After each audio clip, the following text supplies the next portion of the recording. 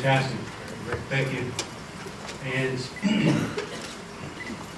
this is kind of a reunion for us because last year would have been 25 years, our class's reunion, and missed that one, so it's kind of all came together, kind of converged, as Rick said.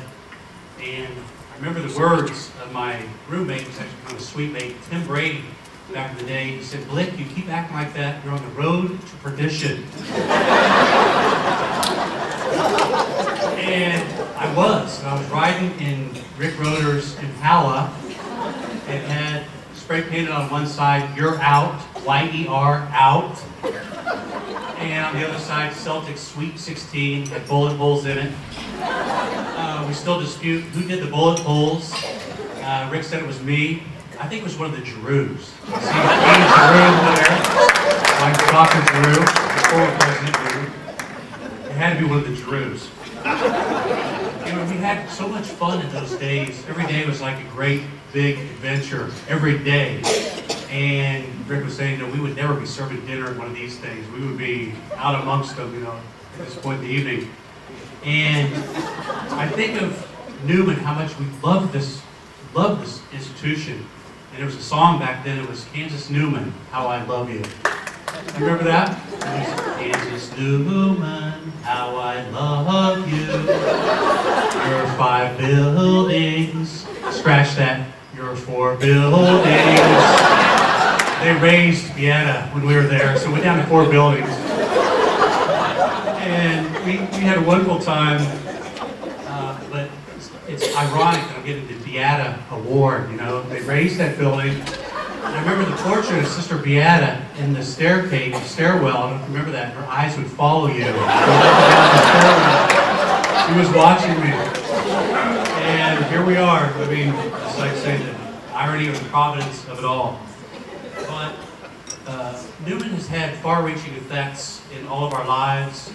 And I actually remember a time in Iraq, and I got an email from Peter Zeik, who was one of my old cronies back from the day. And he said, "Where are you? I'm in Iraq too." And lo and behold, we're 1 mile from each other. And he said, "I'm coming to see you." And he came that very day, and he brought a case of Foster's Lager. We're in this Muslim country. And I'm like, how did he pull this off, you know? And of course, he's a lieutenant colonel, special forces, and they can do some interesting things. And he said, "I want you to do one thing. I want you to, you know, say hello to my mentor, my favorite professor, Joyce Solentrop, your aunt." And I'm here to deliver. 4 years later, I forgot to do it, but here we are. Hello.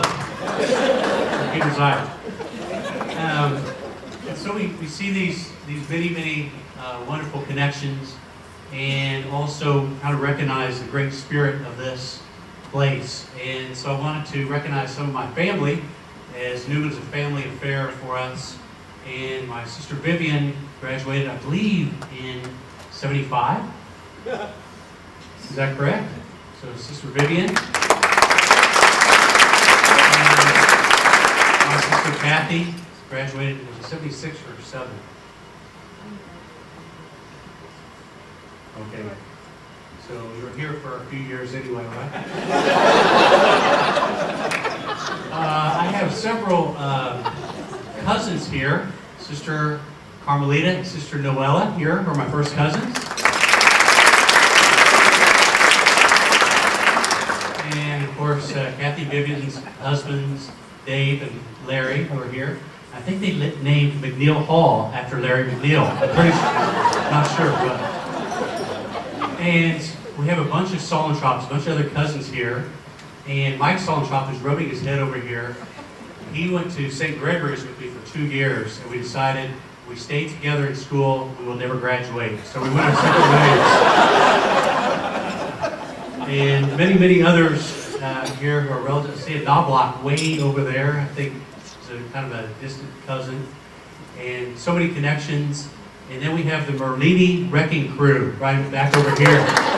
And a number of folks that we hung around with back in the day. So I want to thank so many people, especially those who came from long distances. Some came from Kansas City, the Lips, and the Davises, and also I'm thankful for so many excellent professors that we saw here tonight, and the spirit of this place from the sisters on down.